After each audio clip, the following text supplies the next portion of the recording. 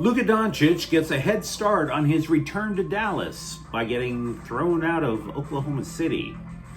The press prematurely speculates on UCLA basketball for next year, and USC fires an assistant coach who had one job, and it wasn't to win basketball games. Good morning. I'm James. This is your daily dose of sports and snark for the greatest sports city in the world, Los Angeles. This is the faithful Angelenos morning report. It is April 9th, 2025. Hey, let's start the morning by giving a special shout out to former Denver Nuggets coach Mark Malone, the noted Lakers troll who once claimed that he was the Lakers' daddy. Oh, everybody up in Colorado loved being a Laker daddy. Now Mark Malone's daddy is sitting in a cubicle at the end of the unemployment line waiting for the reunion. Yes, good luck getting the check and the EBT from your new daddy in the unemployment line. Can't wait for your next job interview, coach. I'm so sure they are so looking forward to hearing about how much you love trolling LeBron James, like he's still going to be around. But do you like being in the know about LA sports? Well, clickety-clack the like button. Clickety-clack the subscribe button. There's a notification bell. Hit that. It'll let you know when we drop new content. Sharing is caring. Let people know we exist. By all means, comment. Quick look at the scoreboard. Washington 8, Dodgers 2. Are the Dodgers in first place now? No. Is this a reason to worry? Hell no. They're going to win the division. We all know that. Oklahoma City 136, Lakers 120. As mentioned, Doncic got thrown out of the game in the fourth quarter. Not particularly a good look. He started jaw-jacking with a fan in the front row. A fan in the front row who, by the way, apparently is somebody who tries to get players off their game. Well, no matter what we say about it, whether it's fair or unfair, mission accomplished. He got Doncic not off his game, but out of the game. The ref thought he was being insulted, not the fan. It's an unfortunate thing to say, but it is the truth. This is Doncic's fault. The Lakers are trying to hold on to the third seed in the Western Conference playoff bracket. This is on him. Also, Clippers 122, San Antonio 117. Tigres eliminated the Galaxy from CONCACAF Champions Cup. Score was 3-2. Meanwhile, today, the Dodgers are playing Washington at 1. The Lakers, no rest for the weary. They're at Dallas at 4:30. Anthony Davis, by the way, expected to play. Of course, we as Laker fans know that's still 50-50.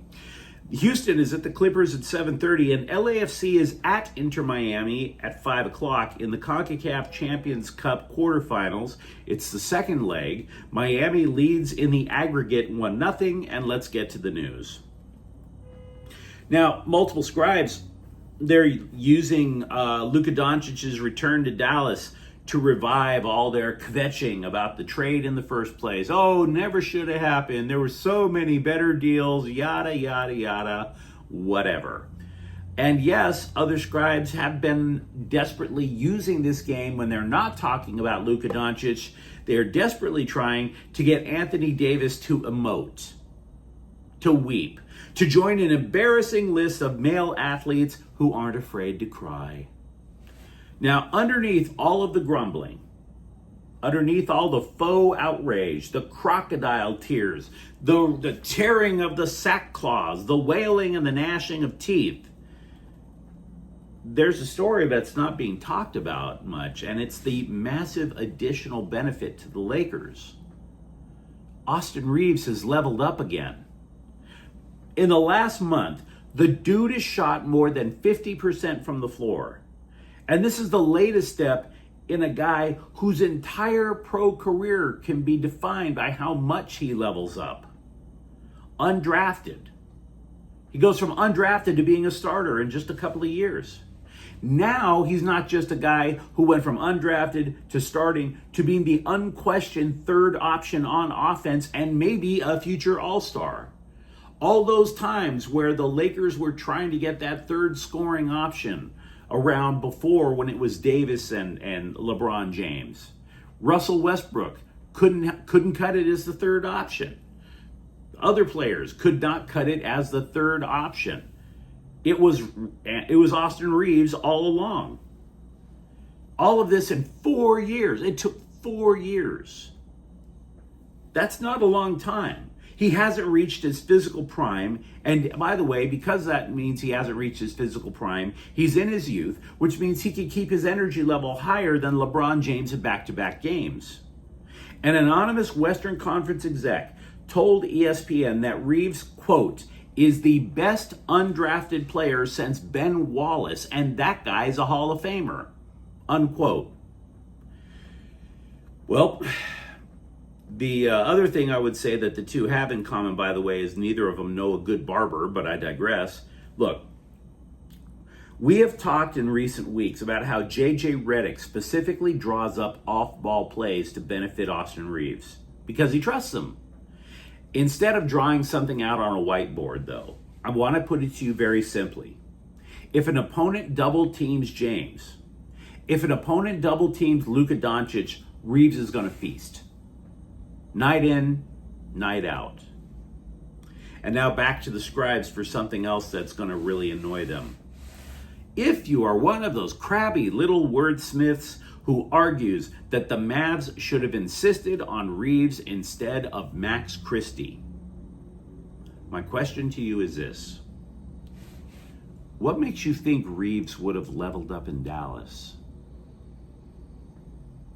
J.J. Redick is specifically scheming to max out Austin Reaves. We have no belief that that same thing would have happened in Dallas. And oh, by the way, it seems to me that Austin Reaves would likely play the same way around Anthony Davis in Dallas that he did in LA. And he was good alongside Anthony Davis, but he hasn't reached these heights along with Anthony Davis. So let's not get it twisted. You can throw players' names around. You can talk about getting ripped off in a trade, this, that, or the other. The fact of the matter is, this Lakers trade for Luka Doncic has continued to provide benefits.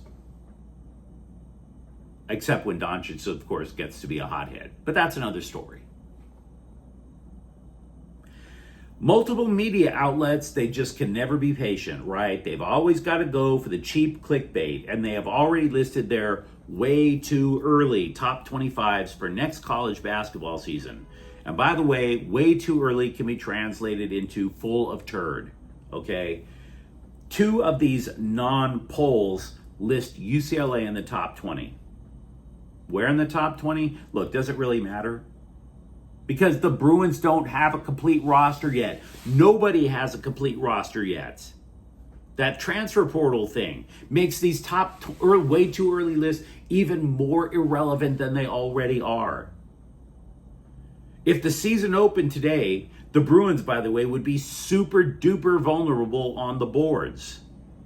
They would. And there is a question about whether transfer Xavier Booker is going to be a good fit. There is a question. He definitely had the pedigree coming out of high school, a so-called 5-star recruit, but he couldn't fit in with Michigan State, where the Spartans play a defensive-minded, hard-nosed style. What does UCLA coach Mick Cronin look for in basketball players? Exactly. Defensive-minded, hard-nosed style. So we don't know yet if Booker is going to be a good fit with the Bruins. It'd be lovely if he is. The Bruins are going to need grit. That's what Cronin always wants. The Bruins are going to need an effort on the boards. We don't know if they're going to get that. A head has indeed rolled, meanwhile, over at USC basketball. And it needed to happen after that faceplant last season. So, please make sure you find that head before it tumbles onto the 110. Assistant coach Quincy Poindexter is gone. Now, all things being equal, this makes total sense. No, I'm not saying he drew up the plays. No, I'm not saying that it was his responsibility to try to get rebounds out of those pipsqueaks that the Trojans threw out there last year. Poindexter, one, didn't have a long history with head coach Eric Musselman. He didn't come over from Arkansas. He was up in Washington with, wait for it, Wesley Yates. They seemed to come to LA in a package deal. And Yates did produce with the Trojans. He was their second leading scorer. But after swearing on a stack of Bibles, a stack of Qurans, and even a spare copy of Dianetics that he would stay at USC, Yates broke his promise, rug pulled the program, and entered the transfer portal. So yeah, Poindexter's head had to start rolling. More rolling than in your average Limp Bizkit song. And it sucks. I'm not saying I'm happy the guy lost his job, but you had only one job, my dude, and that was to keep Yates at Heritage Hall. Sorry your friend let you down. Can't trust the next generation, perhaps. Now, we've talked a lot about all the newbies to USC basketball over the last couple of days, which is fine, but this offseason now, well, I would say the offseason hinges not only on whether or not they land a point guard, but it hinges on two other players and whether they stay. One, we talked about second leading scorer Wesley Yates leaving. What about leading scorer Desmond Claude? Maybe he thinks about a pro career. Maybe not. We don't know. And then the second player is St. Thomas, who needs to petition for another year of eligibility. He took a year away from the game due to mental health issues. So those are kind of important. You might have also noticed in the recent weeks, if you watch this program regularly, that I've been wondering about who is going to be the Kings goalie of the future. In the here and now, Darcy Kuemper has been terrific. He's arguably among the league's best goalies in the NHL. He already has the Stanley Cup on his resume. He could be the guy that you always hear about in hockey, the cliche, the goalie that catches fire in the playoffs. But before he came to the Kings, he was god-awful in Washington. The Caps couldn't wait to dump him onto the Kings. So the point I'm getting at is, it is extremely difficult to find a consistent franchise goalie.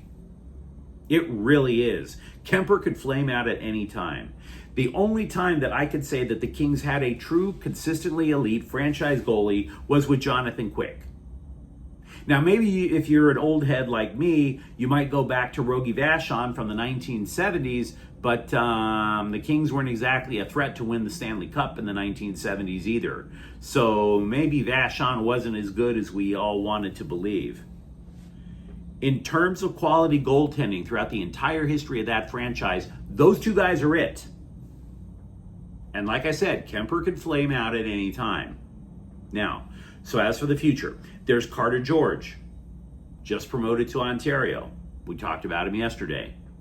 Eric Portillo is considered to be a future NHL goalie, but apparently he may not be the guy, because the Scribes keep talking about both George and Hampton Slakinski, who carried Western Michigan to the NCAA Frozen Four. Now, his coaches are saying things that will make you think of Jonathan Quick. That the entire team follows Slakinski's lead. According to Broncos coach Pat Ferschweiler, quote, "The thing that sticks out to me at all times, and it's just a feeling that you get right away, is that no moment is too big for Hampton Slakinski. His calm is exactly what you want from a great goaltender. It's very impressive," unquote. So if you're a Kings fan like me, it's a three-man race to see who plays goal. Place your bets. But you let me know what you think in the comments thread. Talk to me, for example, about Luka Doncic and Austin Reaves and the impact they could have in Dallas tonight. For that matter, are you optimistic about UCLA basketball, or maybe still in recovery mode from USC basketball? And if you enjoyed the content, don't forget to subscribe to Faithful Angelenos. We're talking LA sports every single day here. Thank you for watching. I'm James. We'll be back tomorrow. Faithful Angelenos is a Quian Corte El Queso production. Take care.